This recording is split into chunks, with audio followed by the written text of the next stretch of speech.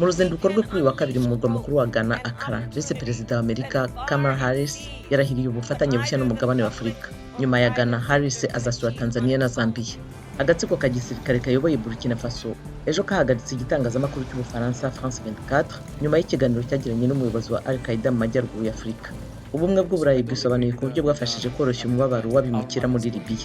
Ni nyuma y'uko komisiyo ya ONU kuri Libya isanze inkunga y'uwo muryango ku bayobozi b'iki gihugu yaratije umurindi ibyaha by'urugomo harimo ibyibasiye inyokomuntu. Mu kigobe cya Guinea, abayobya amato kuwa gatandatu bateye ubwato bw'isosiyete Monjasa yo muri Denmark itwara imizigo babwinjiramo. Umuvugizi w'ubwo bwato yavuze ko abakozi bari baburimo uko ari 16 babashije kubona aho bihisha.